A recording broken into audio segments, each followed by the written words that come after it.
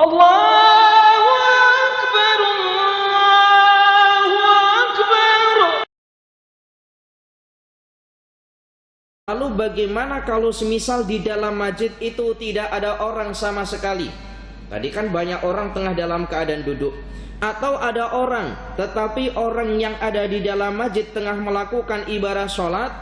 Apa yang harus kita perbuat? Yang harus kita perbuat adalah dengan mengucapkan kalimat yaqulu assalamu alaina min rabbina wa ala ibadis sholihin. Kalimatnya bukan assalamu alaikum warahmatullah, bukan, tetapi assalamu alaina, semoga keselamatan teruntuk kalian semua, min rabbina, daripada Tuhan kalian atau Tuhan kita.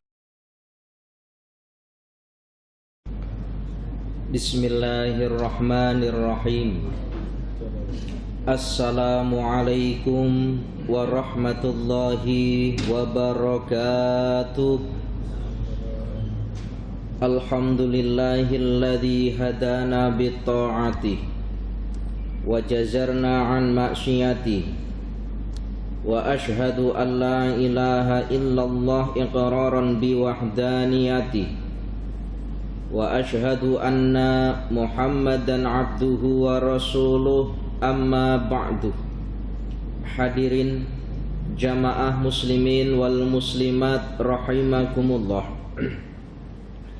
Alhamdulillah, puji syukur kita kehadirat Allah atas segala nikmat yang telah diberikan kepada kita, sehingga dengan nikmat-nikmat itu Allah berikan kesempatan kepada kita untuk hadir di dalam masjidnya, yang tidak lain adalah lissolati, untuk melaksanakan ibadah sholat yang tentunya kita kerjakan dengan cara berjamaah. Semoga masjid yang sekarang kita duduk di dalamnya ini kelak di hadapan Allah akan menjadi salah satu saksi bahwa kita selama berada di dunia termasuk golongan orang-orang yang soleh dan solehah. Amin, amin ya rabbal alamin. Para jamaah yang dirahmati oleh Allah, melanjutkan bahasan kita pada pertemuan minggu yang lalu, masih berkenaan dengan fasal li hurmatil masjidi, fasal menjelaskan tentang hormat kepada masjid. Daripada Hasan bin Ali, beliau mengatakan, salah satun fi jiwarillahi ta'ala, ada tiga macam orang atau ada tiga golongan, yang mana golongan ini fi jiwarillahi, akan mendapat perlindungan daripada Allah Ta'ala. Jadi kata Hasan bin Ali, ada tiga golongan, yang tiga golongan ini mendapat lindungan Allah. Siapakah tiga golongan itu? Rajulun dakhalal masjidah, seseorang yang masuk ke dalam masjid, la yadkhuluhu illa lillahi, yang mana masuknya itu karena Allah Ta'ala, bukan karena yang lain. Fahuwa dhaifullahi ta'ala hatta yarji'a, maka orang yang masuk ke dalam masjid masuknya itu karena Allah, maka orang tersebut menjadi tetamu Allah sehingga ia pulang daripada masjid. Kita ini masuk ke dalam masjid hakikatnya menjadi tetamu Allah sehingga kita balik daripada masjid. Kemudian yang kedua, maka bahagia sekali seseorang yang hatinya ta'aluk dengan perkara-perkara masjid, boleh hadir di dalam masjid. Masya Allah, luar biasa. Ini nasihat saya para jamaah.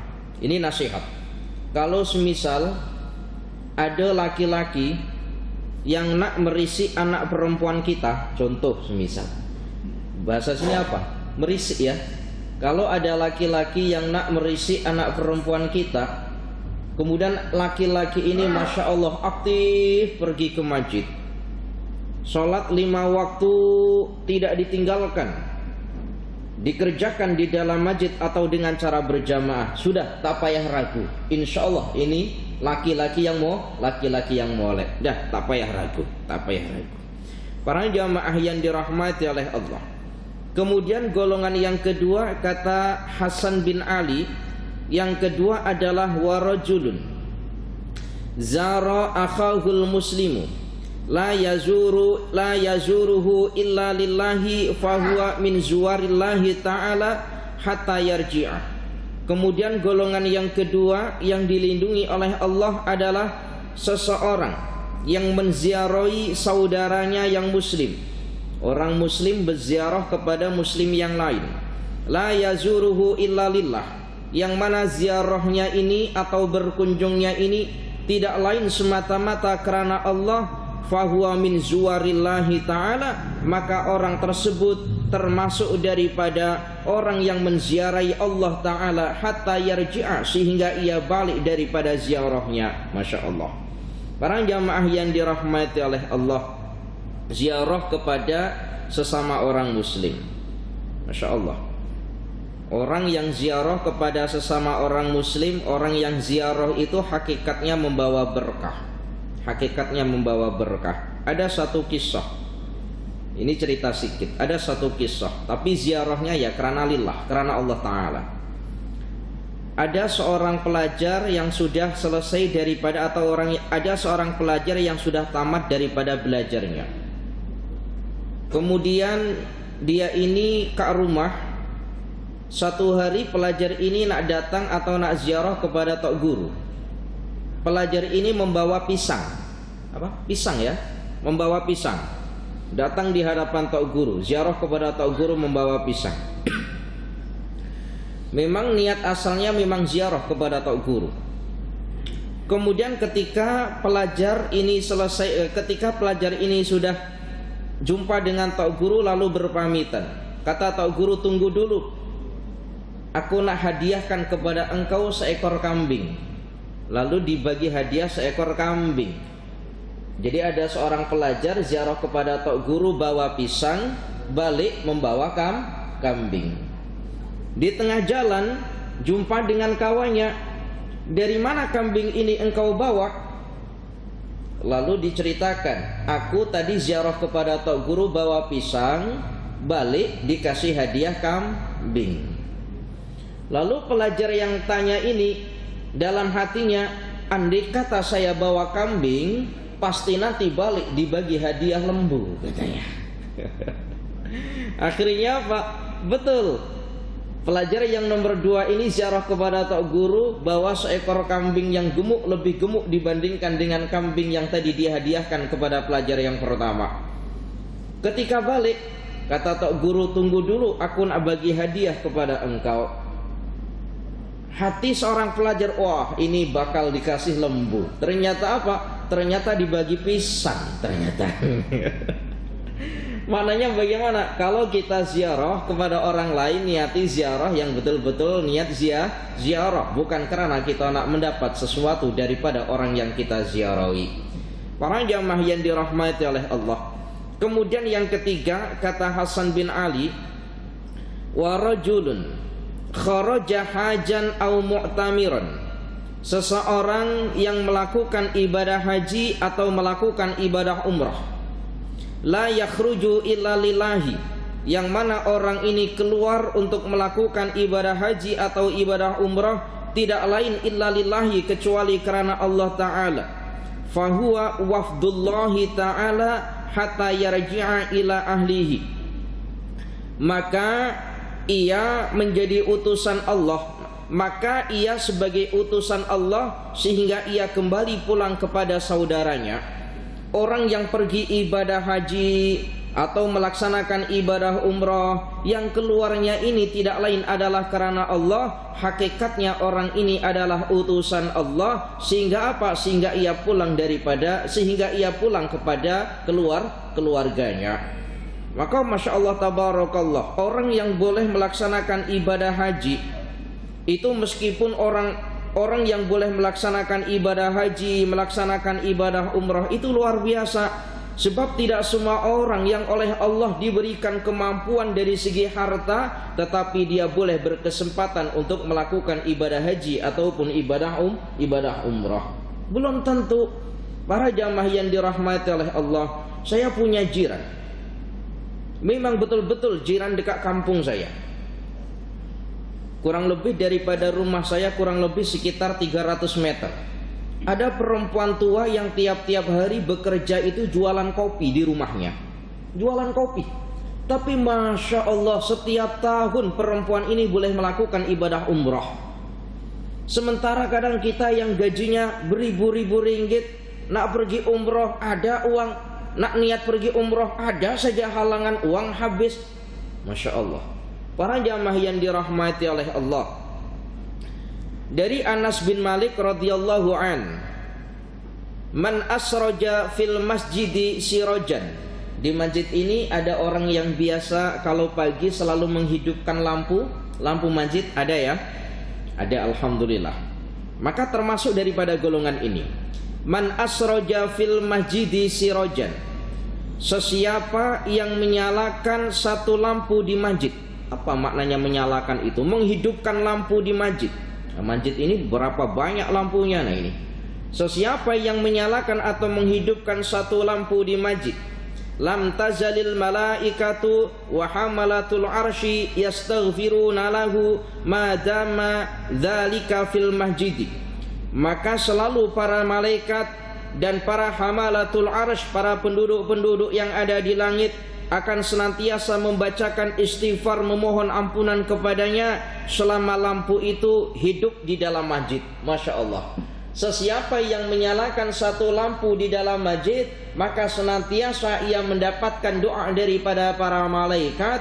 Didoakan semoga Allah memberikan pengampunan kepadanya sampai bila? Sampai lampu itu hidup atau menyala, sampai selama lampu itu hidup di dalam masjid. Nah ini sekarang lampunya berapa?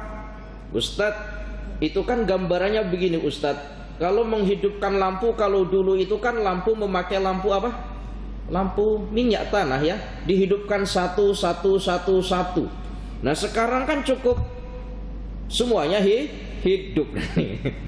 Berapa banyak lampunya kalau macam itu, Masya Allah. Maka kalau kita dapat tugas daripada masjid umpamanya untuk menghidupkan lampu, Masya Allah, kita selalu mendapatkan doa daripada para malaikat.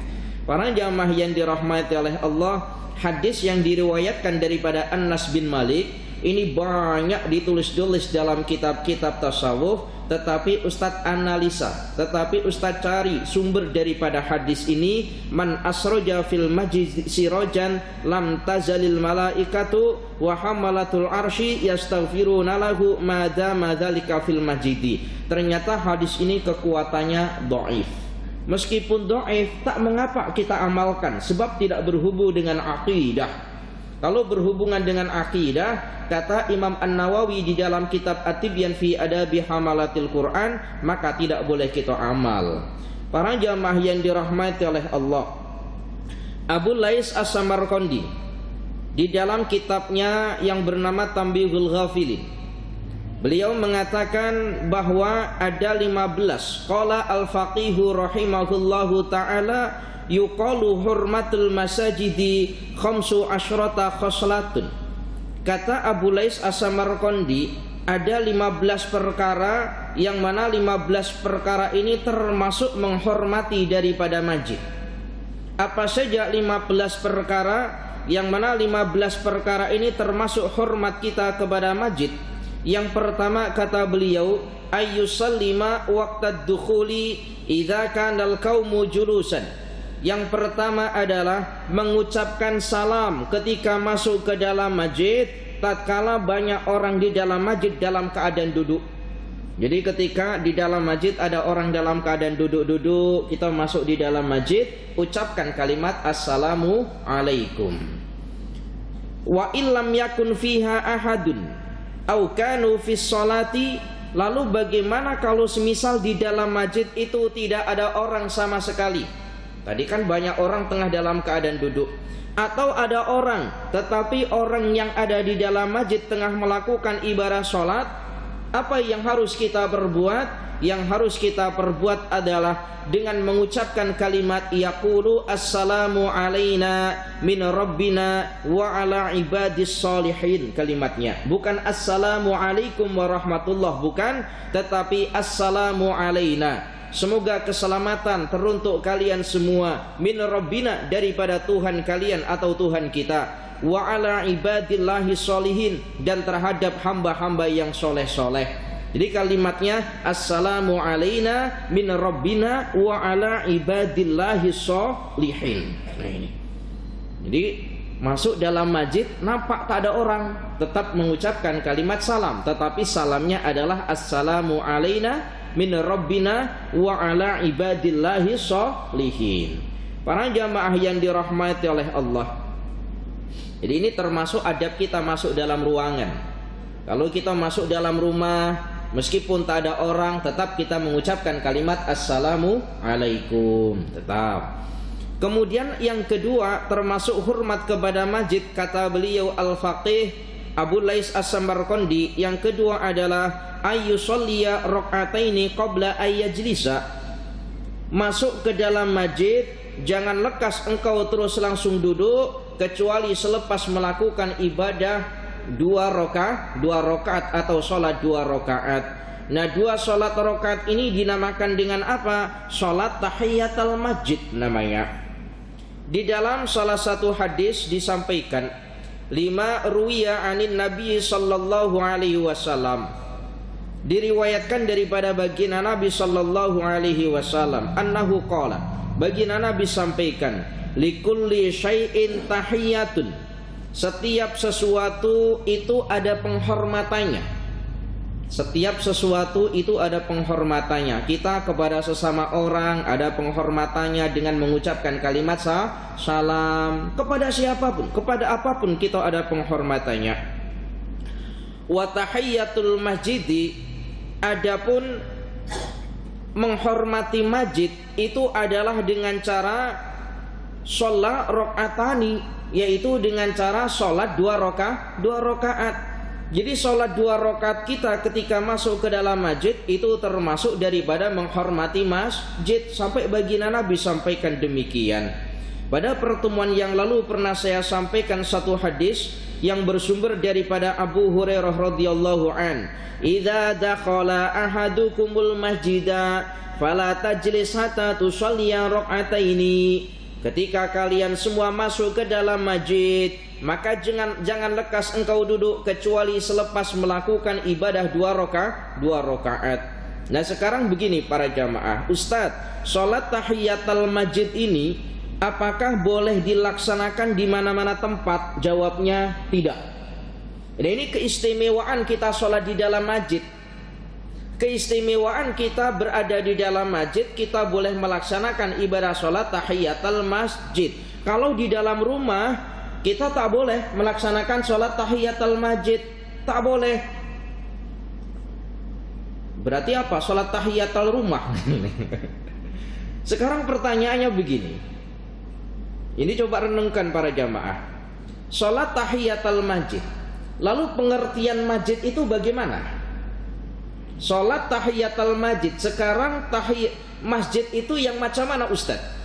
Apakah setiap tempat yang digunakan untuk sholat kemudian boleh dikatakan masjid? Oh tidak, ada ketentuan-ketentuannya di mana tempat itu boleh dikatakan masjid. Menurut pendapat daripada ulama-ulama yang mengikuti mazhab Syafi'i, yang dikatakan masjid adalah tempat yang tanahnya wakaf dan tempat itu dikhususkan untuk tempat di mana tempat itu tanahnya wakaf dan tempat itu dikhususkan untuk melaksanakan ibadah sholat, maka itulah yang dinamakan dengan masjid. Kalau semisal ada tempat wakaf, ada tanahnya wakaf, lalu dibuat satu tempat, yang tempat itu tidak dikhususkan untuk dikerjakan sholat di dalamnya, boleh digunakan untuk apa sahaja semisal, maka tidak dinamakan dengan masjid. Paham ya ini ya? Alhamdulillah. Contohnya semisal saya ini punya tanah yang luas, kemudian di tanah yang luas itu saya bina masjid semisal, tetapi masih dalam bentuk tanah saya, bukan tanah wakaf, meskipun ada masjidnya, boleh tidak sholat tahiyatul masjid di tanah tersebut atau di masjid tersebut? Tidak hasil sholat tahiyatul masjidnya, sebab itu tidak dikhaskan untuk digunakan melaksanakan sholat. Insyaallah. Nah ini termasuk keistimewaan daripada masjid. Para jamaah yang dirahmati oleh Allah, Lalu bagaimana Ustadz? Ketika kita masuk di dalam masjid, ternyata masjid itu kita sudah masuk di dalam masjid. Kemudian ternyata masjid itu sudah dekat-dekat sudah dekat-dekat melaksanakan ibadah sholat atau dekat-dekat iqamat. Kalau kita masuk dalam masjid kemudian kita melaksanakan ibadah 2 rakaat, maka kita nanti akan tertinggal melaksanakan ibadah sholat wajib. Apa yang harus kita kerjakan? Para jamaah yang dirahmati oleh Allah, bila kita masuk di dalam masjid kemudian kita tidak sempat melaksanakan ibadah 2 rakaat yang tadi dinamakan sholat tahiyatul masjid karena sudah dekatnya iqamat, maka kita tidak payah melakukan ibadah sholat tahiyatul masjid. Lalu diganti dengan apa? Diganti dengan mengucapkan kalimat subhanallahi walhamdulillahi wa la ilaha illallah wallahu akbar. Kenapa? Sebab ada satu keterangan, sesiapa yang mengucapkan kalimat subhanallahi walhamdulillahi wa la ilaha illallah wallahu akbar di dalam masjid, maka baginya umpama melakukan ibadah 2 rakaat. Nah ini ilmu yang baru. Jadi kalau semisal kita tidak sempat melaksanakan sholat tahiyatul masjid karena dekat dengan iqamat atau sudah iqamat, maka kita ucapkan kalimat subhanallahi walhamdulillahi wa la ilaha illallah wallahu akbar. Para jamaah yang dirahmati oleh Allah. Kemudian yang ketiga, termasuk hormat kepada masjid, kata Abu Lais As-Samarqandi, yang ketiga adalah alla yashtariya fihi wa la yabi'a, tidak bertransaksi jual beli di dalam masjid. Apa transaksi jual beli? Ya, transaksi jual beli ya, transaksi jual beli. Duduk di dalam masjid nego, pasal rumah, pasal kereta. Nah ini berarti tak ada hormat kepada masjid. Kemudian yang keempat, Allah yasulla fihi as-saifu. Yang keempat ini maknanya tidak menghunus pedang di dalam masjid. Ini maknanya. Tetapi makna yang boleh kita faham, tidak menghunus pedang di dalam masjid itu maknanya tidak bergaduh atau tidak bertengkar di dalam masjid. Apa? Bergaduh, bertengkar, begaduh di dalam masjid. Maka para jamaah yang dirahmati oleh Allah, saya ingat sekali di tahun 2014 atau tahun 2015 ada satu kisah, ada masjid hendak melaksanakan akdun nikah, akad nikah. Yang laki-laki, keluarga laki-laki datang di dalam masjid, keluarga perempuan datang di dalam masjid, hendak nikah. Sang laki-laki ditanya maharnya, hantarannya berapa? Bukan mahar, hantarannya berapa? Dijawabnya laki-laki hantarannya 7.000. Ternyata tidak sesuai akad yang pertama sebelum datang di masjid. Uang hantarannya adalah 10.000, kurang 3.000. Akhirnya apa? Tidak jadi nikah. Lempar-lemparan kerusi di dalam masjid. Maka ini biasa masjid ini minta maaf, saya tanya. Kalau akdun nikah, akad nikah itu biasanya di dalam masjid sini atau di luar sana biasanya? Di dalam, di luar. Alhamdulillah, di luar. Para jamaah yang dirahmati oleh Allah, menghindari satu perkara yang tidak berhubungan dengan ibadah. Terkadang orang menunggu akad nikah berbual-bual dengan kawan dan seterusnya. Jadi tolong jangan tepat ada di dalam masjid. Para jamaah yang dirahmati oleh Allah. Kemudian yang kelima, wal khamisu, yang kelima termasuk hormat di dalam masjid adalah Allah yang syudda fihi ad-dhalata. Apa maknanya? Tidak mengumumkan atau tidak mengisytiharkan benda-benda yang hilang. Nah ini kemudian saya diskusikan dengan kawan-kawan saya. Maksudnya tidak mengisytiharkan benda-benda yang hilang itu bagaimana? Contohnya begini. Kita di rumah semisal kehilangan kereta atau kehilangan apalah semisal, lalu diisytiharkan di masjid. Ini perkara yang tidak diperbolehkan. Tetapi kalau sesuatu perkara yang umpamanya ada benda yang tertinggal di dalam masjid, itu tidak mengapa. Sebab kejadiannya adalah di dalam masjid. Boleh paham ya ini ya? Boleh paham, alhamdulillah. Para jamaah yang dirahmati oleh Allah. Kemudian yang keenam, termasuk hormat di dalam masjid adalah alla yarfa'a fihi sauta fi ghairi dzikrillahi ta'ala. Jangan engkau mengeraskan suara kecuali zikirmu kepada Allah Ta'ala. Jangan mengeraskan suara kecuali zikir kita kepada Allah Ta'ala.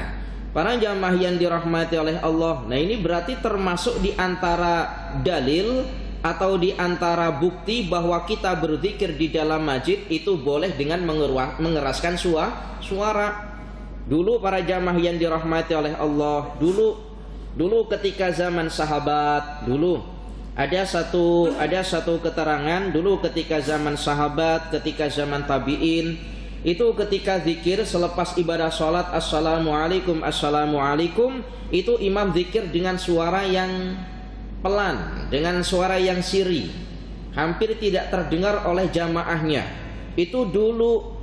Kenapa? Sebab dulu orang yang jamaahnya atau imamnya itu sama-sama boleh berzikir, hafal zikirnya. Nah kalau sekarang semisal imamnya selepas assalamualaikum assalamualaikum diam zikir sendiri, jamaahnya tidur. Karena tidak hafal zikir tetapi tidak tahu urutan-urutannya, kan semacam itu. Para jamaah yang dirahmati oleh Allah, nah, nggak apa-apa kalau subuh, khasnya ketika subuh dikeraskan, tidak mengapa. Kemudian yang ketujuh termasuk di antara hormat kepada masjid, kata Abu Lais As-Samarqandi, alla yatakallama fihi bi syai'in min ahadisid dunya. Tidak berbicara di dalam masjid dengan sesuatu tidak bicara di dalam masjid dengan pembicaraan yang sifatnya dunia. Jangan kita bincang-bincang di dalam masjid, yang mana bincang kita itu termasuk urusan dunia. Kalau urusan ilmu, urusan ibadah, zikir, majelis ilmu silahkan. Tetapi kalau urusan umpamanya minta maaf politik umpamanya, nah ini tidak diperkenankan. Para jamaah yang dirahmati oleh Allah. Wasaminu, kemudian yang ke-8, termasuk di antara hormat kepada masjid adalah alla yatakhatta riqaban nasi. Apa maknanya? Tidak melangkahi. Ini apa namanya ya? Bahu. Ini apa namanya ini? Bahu ya. Tidak melangkahi bahu atau leher seseorang ketika di dalam masjid. Umpamanya ada orang sholat. Nah ini, ketika ada orang sholat sujud, itu jangan sampai kemudian kita lalu di depannya itu sampai melangkahi daripada bahu ataupun lehernya. Maka pentingnya ada garis ataupun ada ini batasan soft ini supaya kita itu tidak melalui daripada garis tersebut. Kalau kita nak jalan silahkan jalan, tetapi jangan sampai melalui ataupun melangkah daripada batasan garis yang sudah ada. Itu termasuk tidak ada adab, bahkan larangan sekali.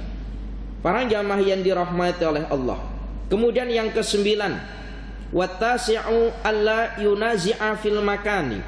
Yang ke-9 termasuk hormat di dalam masjid adalah tidak berebut tempat di dalam masjid. Nah ini, tidak berebut tempat. Berebut tempat, maksudnya bagaimana berebut tempat? Ya berebut tempat. Ada pengajian berebut nak dapat di barisan yang pertama, tapi rasanya nggak ada ya yang kayak gini ya. Sholat berebut di saf yang pertama, semisal nggak ada kan. Malah yang banyak itu silakan ke depan. Ini banyak ketika sholat atau sembahyang sholat Jumat, silakan Pak Cik ke depan. Tujuannya apa? Nanti kalau imam salam saya boleh cepat balik.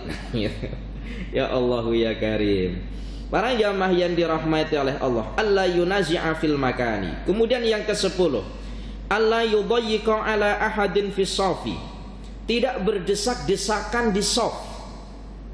Artinya tidak berdesak-desakan di shaf macam mana? Kalau shaf itu sudah rapat, ya sudah, jangan kita paksakan untuk tetap rapat sehingga kita nanti susah untuk bergerak. Para jamaah yang dirahmati oleh Allah, tapi ada tidak kejadian berebut berdesak-desakan saf. Enggak ada ustadz. Yang ada malah justru kalau boleh renggang safnya supaya boleh bergerak leluasa. Para jamaah yang dirahmati oleh Allah, dulu ketika zaman sahabat, ketika zaman baginda Nabi sallallahu alaihi wasallam, baginda Nabi tidak akan memulai daripada takbirnya. Baginda Nabi tidak akan mulai takbiratul ihramnya kecuali ada isyarat daripada sahabat kalau jamaahnya atau shaf jamaah yang hendak melaksanakan sholat itu sudah lurus. Jadi baginda Nabi tidak akan memulai takbirnya kecuali ada isyarat daripada sahabat kalau shafnya, shaf pertama, kedua sampai terakhir itu sudah lurus, baru baginda Nabi melaksanakan takbiratul ihramnya. Insyaallah. Maka kalau kita jadi imam, semisal siapapun itu, pastikan sekurang-kurangnya shaf yang ada di hadapan sudah betul-betul lurus, sudah betul-betul penuh. Jangan kemudian kita langsung takbir Allahu Akbar tanpa memperhatikan bagaimana jamaahnya. Para jamaah yang dirahmati oleh Allah. Kemudian yang ke-11, termasuk menghormati masjid, kata beliau, alla yamurra baina yadayil musalli. Tidak berjalan di antara orang yang tengah melakukan ibadah sholat. Tidak berjalan di antara orang yang tengah melakukan ibadah sholat. Ini berlaku di masjid. Tapi kalau di Mekah bagaimana? Orang yang pernah ibadah umrah. Bagaimana orang yang pernah melakukan ibadah haji? Ya biasa orang. Biasa. Ya memang karena apa? Memang karena ya memang tidak boleh sebab ramainya orang. Para jamaah yang dirahmati oleh Allah. Jadi termasuk, perhatikan ini molek-molek. Saya mengucapkan apa yang pernah diucapkan oleh salah satu guru. Jadi begini. Termasuk ujian ibadah kita sesungguhnya. Perhatikan molek-molek. Termasuk ujian ibadah kita sesungguhnya itu adalah ketika kita berada di Mekah. Kenapa? Kalau kita di masjid, sholat kita boleh tenang. Maknanya tidak ada orang yang lalu lalang di dekat kita. Tapi bagaimana ketika di Mekah? Yang kedua, ketika kita di Mekah, kita berjalan kanan kiri kita itu adalah bukan hanya laki-laki, tetapi juga perempuan dengan berbagai negara. Itu minta maaf. Terkadang orang yang usianya masih muda-muda lepas melakukan ibadah umroh semisal, itu sampai tanah airnya itu cerita, Masya Allah jumpa dengan perempuan Uzbekistan cantik. Nah ini sebab mana-mana negara hadir. Nah, ini ya, banyak yang demikian itu banyak. Kadang di Facebook ada komentar-komentar semacam itu lepas melakukan ibadah umrah. Ujian ibadah sebenarnya adalah ketika kita berada di Mekah. Ya Allah ya Karim. Ada yang pernah cerita demikian. Jangan sampai. Para jamaah yang dirahmati oleh Allah. Kemudian yang ke-12 wasani asyara. Kemudian yang ke-12 wasani asyara, termasuk hormat kepada masjid adalah alla yabzuqa fihi. Tidak meludah di dalam masjid. Apa? Tidak meludah di dalam masjid. Nah, maksudnya meludah di dalam masjid itu bagaimana? Para ulama menjelaskan, baik meludah kita itu bukan terus kemudian di dalam masjid itu tidak. Kalau di dalam masjid memang betul-betul itu tidak ada hormat kepada masjid. Maksudnya bagaimana? Umpamanya kita buka tingkap, tapi posisi kita masih di dalam masjid, lalu kita meludah keluar. Itu pun termasuk di antara perkara yang tidak punya hormat kepada masjid. Ini perhatikan molek-molek. Para jamaah yang dirahmati oleh Allah, apalagi orang semisal kalau meludah saja tidak ada hormat, apalagi bagaimana hukumnya orang masuk ke dalam masjid yang orang tersebut dalam keadaan jinabat. Dalam keadaan jinabat, dalam keadaan junub, belum mandi besar, atau dalam keadaan orang yang tengah berhaid. Apa hukumnya? Haram hukumnya. Jadi kita dalam keadaan jinabat masuk dalam masjid, hukumnya haram. Begitupun juga perempuan dalam keadaan haid, itu juga hukumnya haram. Meskipun pernah ada satu riwayat yang mana Sayyidah Aisyah itu pernah memberikan sesuatu kepada baginda Nabi melalui tingkap masjid, tetapi sifatnya tidak al-muksu, sifatnya itu tidak berdiam diri, memberikan terus langsung pergi, artinya hanya lewat begitu saja. Itu tidaklah mengapa. Yang diharamkan adalah al-muksu, berdiam diri. Para jamaah yang dirahmati oleh Allah. Wasalisu asyara, kemudian yang ke-13 termasuk hormat kepada masjid adalah alla yufarqi'a asabi'ahu fihi, tidak bermain jari-jari ketika di dalam masjid. Tidak bermain jari-jari. Apa ini maknanya tidak bermain jari-jari? Terkadang kan kita gini. Wah, ini Ustadz mencontohkan. Nah itu Ustadz sendiri main jari-jari. Ustadz mencontohkan. Kemudian ini apa? Tepuk. Nah, tepuk. Ada penceramah, semisal isi pengajian di dalam masjid, agak lucu. Wah, tepuk tangan. Minta maaf, itu kurang hormat kepada masjid, bukan termasuk hormat kepada masjid. Nah, ini. Kemudian yang ke-14, warabi'u asyara, yang ke-14, ayyunazzihahu 'anin najasati. Apa maknanya ayyunazzihahu 'anin najasati? Menjauhkan daripada najis. Semisal di masjid ada najis. Najis itu ada najis mukhaffafah, ada najis mutawassithah, ada najis mughalladhah.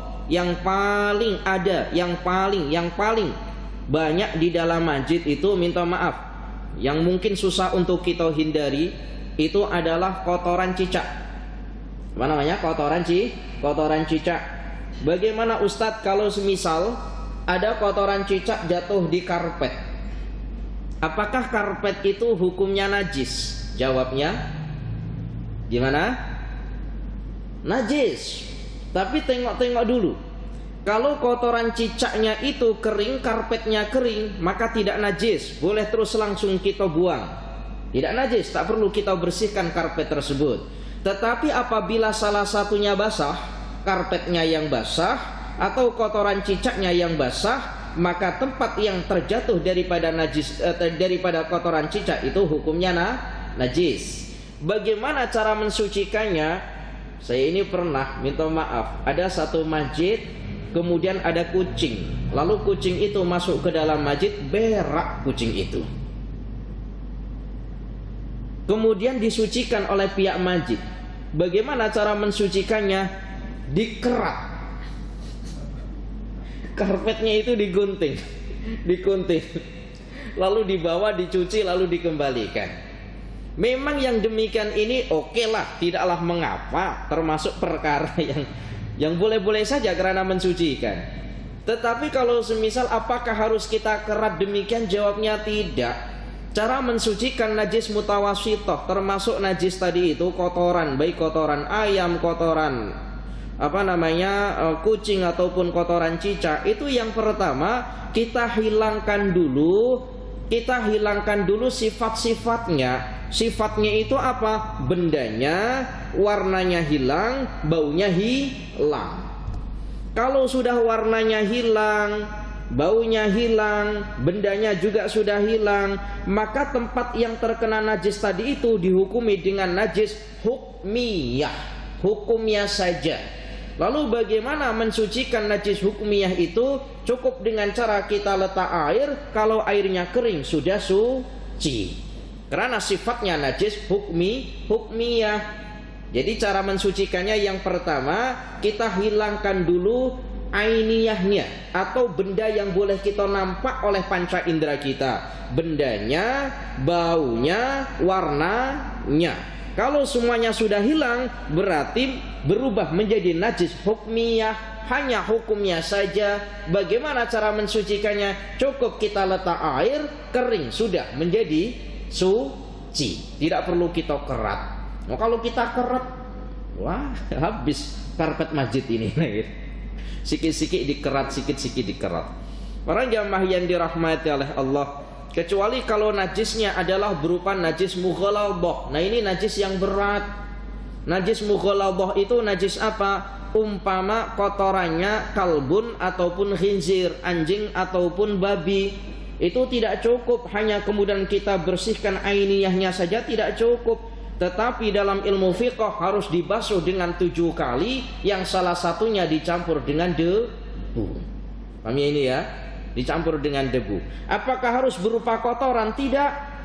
Semisal anjing itu basah, semisal contoh, anjing itu kakinya basah masuk kepada masjid, atau kakinya basah masuk ke dalam rumah kita, maka tempat yang terinjak oleh kakinya anjing yang basah itu menjadi najis mughalladhah, najis yang berat.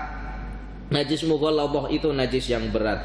Tadi cara mensucikannya adalah dengan cara dibasuh, dihilangkan ainiyahnya dulu, kemudian dibasuh 7 kali, yang salah satunya dicampur dengan debu. Para jamaah yang dirahmati oleh Allah. Kemudian yang ke-15, yang terakhir. Yang ke-15 termasuk di antara hormat kepada masjid adalah ayyuksira fihi dzikrullahi ta'ala wa la yaghfula anhu. Memperbanyak zikir kepada Allah dan jangan sampai lalai di dalam masjid. Maksudnya lalai di dalam masjid ini bagaimana? Lalai. Memperbanyak zikir kepada Allah dan jangan sampai lalai. Lalai ini maknanya tidak ingat akan zikirnya, maknanya lupa dengan kalau dia duduk di dalam masjid, lupa kalau dia duduk di dalam masjid, ingat dia duduk di mana, sehingga mengerjakan perkara-perkara yang tidak ada hubungannya dengan ibadah. Itu namanya lalai. Para jamaah yang dirahmati oleh Allah, cukup insyaallah kita lanjutkan pada pertemuan yang akan datang. Insyaallah masih seputar faslun di hurmatil majidi. Insyaallah satu bahasan lagi insyaallah akan selesai. Untuk yang terakhir Ustadz anggap penting, insyaallah Ustadz sampaikan pada minggu hadapan insyaallah. Al-afu minkum, mohon maaf apabila ada kesalahan. Ihdinas siratal mustaqim. Assalamualaikum warahmatullahi wabarakatuh.